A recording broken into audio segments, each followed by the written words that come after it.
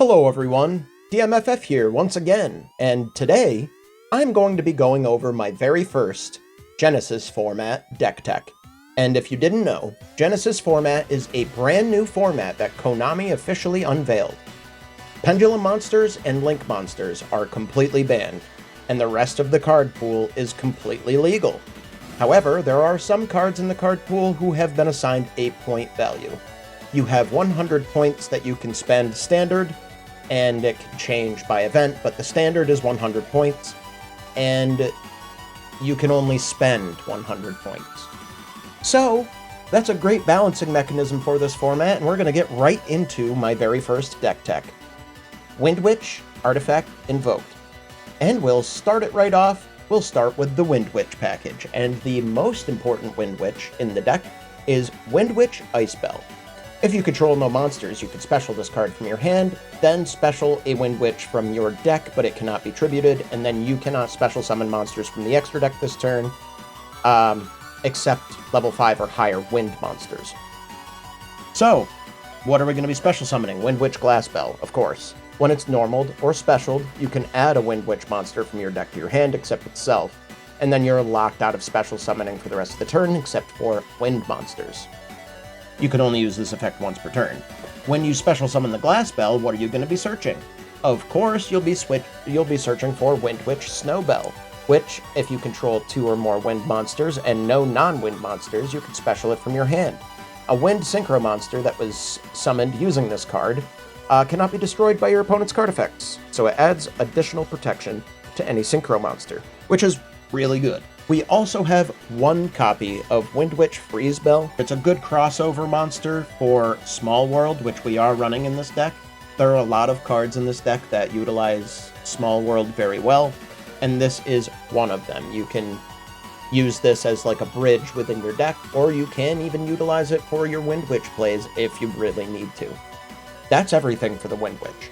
Let's get into the artifact monsters, and also traps.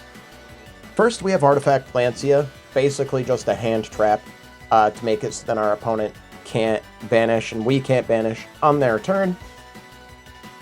Artifact Moraltalk, which when specialed on our opponent's turn, can pop a face-up card. And finally, Artifact Scythe, the card that we spent all 100 of our points on, which when it's specialed on our opponent's turn, it locks them out of extra deck plays, which is why it's 100 points. Probably the strongest play in this whole deck, and the reason why this deck really wants to go first. To bring out any of these artifact monsters from the deck, we have 3 copies of Artifact Sanctum, which can special summon one of our artifacts straight from the deck. Also, if this ends up getting destroyed by our opponent's card effect, you can target a card on the field and destroy it on top of it. So if they target it with something like Twin Twisters or MST, you could chain it, get the effect of Artifact Sanctum, then it gets destroyed. Then, well, you get to pop a card, so it's pretty great. That's all for the artifact cards. Now it's time for the invoked cards. Obviously, we have 3 copies of Alistair the Invoker, which acts as a hand trap for your fusion monsters to give them 1,000 attack or defense until the end of turn. But it also, when it's normaled or flipped face up, you add an invocation from your deck to your hand, which is basically the fusion spell for this deck. Next, we have 1 copy of Crowley the Gifted Magistus. Well, technically it's a Magistus. When it's faced up on the field and used as fusion material, its name can be treated as Alistair the Invoker. Then, you can only use each of the following effects of him once per turn. If this card is added to your hand except by drawing it, you can special summon it. Hello, Small World! If this card is normal or specialed, you can fusion summon 1 Magistus or invoked fusion monster from your extra deck using monsters from your hand or field. So it's another way to be able to get fusion summons off and can be searched really easily with Small World. 2 copies of Invocation as our main polymerization, essentially. Except, if you're summoning an invoked fusion monster, you can banish monsters from your field and or either player's graveyard as material. Additionally, if this card's in your graveyard and you have a banished Alistair the Invoker, you can shuffle the invocation into the deck and then return the Alistair to your hand, but you can only do that once per turn. So it adds great recursion and resilience for this deck. Finally, to round out the main deck invoked cards, we have 3 copies of Magical Meltdown, which searches for Alistair the Invoker and creates the additional blanket effect to make it so then the effects of any cards that include fusion summoning a fusion monster can't be negated. Also, your opponent's cards and effects cannot activate when a monster is fusion summoned this way. So that's really good. They can't do anything when you're playing Invocation while Magical Meltdown's on the field, so that's really good protection on top of it all. So that's all of the in-engine pieces for the main deck. Let's get into the tech cards, then we'll get into the extra deck, then we'll get into the side deck. So, of the main deck, first one here is Godarla, the Mystery Dust Kaiju, as a, kaiju to be able to tribute over anything. It can also be a good bridge, or it can also be a good starting card for Small World. You can banish this with Small World, banish one of your Windwitch monsters to get an Alistair, to get Crowley, to get Malwisp, if you want. Really good, so then it's not just completely dead in your hand if you have no use for it, as long as you have a Small World. Next, excellent bridge is the Iris Sword Soul, who also acts as like a bit of a hand trap. During the main phase, if a monster whose effects are negated is on the field, you can quick effect special summon this from your hand. Then while it's on the field, if your opponent special summons a monster outside of the damage step, you can activate an effect based on where it was special summoned from. From the hand, you also get to special summon from your hand. If it was from the deck, you draw 2 cards. And if they special summon from the extra deck, destroy one of those special summoned monsters from the extra deck, non-targeting. Also a great bridge for Small World, and can be searched for with Small World as well. 2 copies of Battle and Boxer Veil as somewhat weak battle hand trap. When you take battle damage, you could special this card from your hand, and if you do, gain the life points equal to the damage you took. This is good to be able to protect yourself in certain situations, and can also be utilized at the end of attack chains to be able to just get a free monster on board, so then you could possibly even Xyz summon on the next turn. 2 copies of Skullmeister, great hand trap. There are lots of graveyard effects, so whenever a graveyard effect is activated, you can send this from your hand to the graveyard to negate that effect. Finally, as mentioned earlier, we have 1 copy of Altergeist Malwisp, whose really only purpose is Small World, but you can add it to your hand with Small World as well to be able to special it from your hand. We're not utilizing any of the other effects to target Altergeist in our graveyard to special summon it. It's just here as a bridge for Small World, and even to be searched for with Small World to do some additional synchro plays if we really want to. Now that's all the monster text for the deck. Now let's get on to the rest of the text in the deck, and we've mentioned it a lot. Small World. Reveal 1 card in your hand, choose a monster from your deck that has exactly 1 of the same type, attribute, level, attack, or defense. Banish the revealed monster face down from your hand, then add to your deck, or add from your deck to your hand 1 monster that has exactly 1 of the same type, attribute, level, or attack, or defense as the monster chosen from the deck. So, to explain, we could use Godarla with Small World. Banish something that has exactly 1. A wind. Let's match 1 wind. We'll get rid of our freeze bell. Then, we'll choose a monster from the deck to add to our hand based on that second monster. Windwitch Freeze Bell is a spellcaster wind, 1200 attack, 1200 defense. Oh, spellcaster is something that is only 1 of, with Alistair the Invoker and Crowley. And even Malwisp, as long as, it doesn't match its level and you do a level 4 instead. But this is a very versatile and consistency-adding card that I think is absolutely necessary in the deck. We only run 2 because we don't necessarily want to have a whole bunch of them in our opening hand. 2 seems ideal. Instead of having a third copy of Small World, we have 1 copy of Pot of Acquisitiveness as some banish recursion. Target 3 banished monsters, shuffle all 3 into the deck, then draw a card. It doesn't even have to be your banished monsters. It can be your opponent's as well, just to be able to draw that 1 card.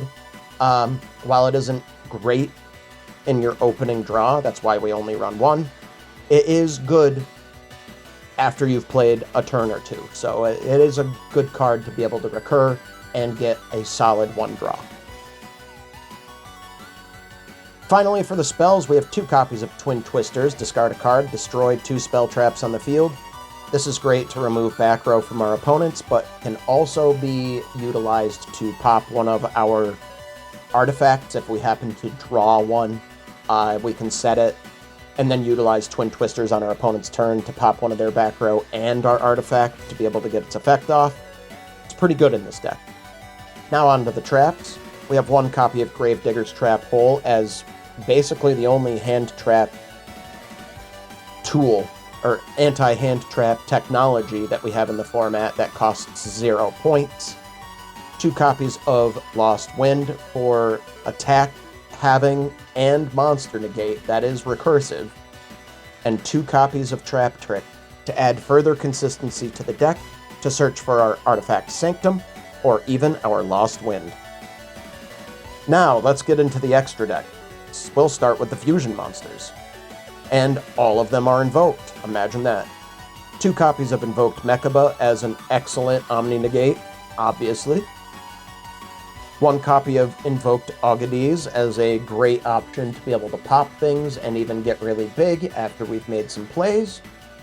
1 copy of Invoked Purgatrio to be able to attack all of our opponent's monsters once each. And maybe even Pierce if we have put any of those monsters into defense position. Finally, for the fusions, we have 2 copies of Invoked Raijin, which is a Book of Moon on a body, and pairs really well with the winds in this deck. After doing our Windwitch plays, we can normal summon Alistair and do an Invoked Raijin special summon. Since it falls within all their parameters, it's a level 5 or higher wind monster. So we can have additional protection on top of whatever else we did. Now, onto the Synchro Package, and we're actually going to go from the bottom up this time. First, we'll go into Wind Pegasus at Ignister. During your main phase, you can destroy spells and traps your opponent controls up to the number of Ignister monsters you control, which is going to be 1 non-target back row pop. If another card you control is destroyed by battle or an opponent's card effect while this card is in your graveyard, you can banish this card, then target 1 monster your opponent controls and shuffle it into the deck. So this card is good all the time. And this is the one that you're going to be going into first more times than not, to be able to get out a monster off of this. And that monster is Crystal Wing Synchro Dragon, one of the most powerful synchro monsters around.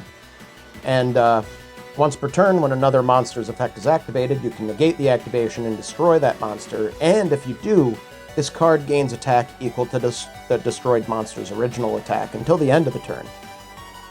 If this card battles an opponent's monster that's level 5 or higher during damage calculation, the attack of this card gains attack equal to the current attack of the opponent's monster it is battling during that damage calc only. So it can beat over anything. It can beat over anything and has awesome monster negate. So that is basically the end monster that you're looking for with your Windwitch package. Additional monsters that you can special summon off of your Windwitch package, we have the lesser Clearwing Synchro Dragon, which when another level 5 or higher monster activates its effect on the field, quick effect, you can negate the activation, and if you do, destroy it. Also, once per turn when a monster effect is activated that targets 1 level 5 or higher monster on the field, no other cards, quick effect, you can negate the activation, and if you do, destroy it. If this card's effect destroys a monster, this card gains attack equal to this destroyed monster's original attack until the end of the turn. So while lesser, it is still really good and a solid option to be able to go into. Arguably, the last resort option to be able to go into with the Windwitch package is Windwitch Winterbell. Once it's summoned, or you can target a Windwitch in your graveyard to inflict damage to your opponent equal to that target's level times 200. Also, during the battle phase, quick effect, you can target one Windwitch monster you control and special summon one monster from your hand with a level less than or equal to the monster, but it can't attack this turn. So what are we even going to do with any of this? This doesn't really seem all that good. This is more of a last resort option after we've utilized most of the stuff in our deck. The best monster to be able to summon off of this Windwitch Winterbell would be our tuner Windwitch Glassbell. And then in main phase 2, if that is what has happened, and you have Winterbell and Glassbell both on the field still, you can utilize both of those to synchro into High Speedroid Clear Wing Rider, which requires a Wind Tuner and a non-tuner Wind Synchro monster. Hey, that's both of those! Once per turn during your main phase, you can roll a 6-sided die, and then shuffle Wind monsters from your graveyard into your deck up to the result. Then you can destroy cards your opponent controls up to the number shuffled, and if you do, this card gains 500 attack for each card destroyed by this effect until the end of the turn. Also, during your opponent's main phase quick effect, you can tribute this Synchro summoned card and special summon up to 2 level 7 Wind Synchro monsters with different names from each other from your extra deck.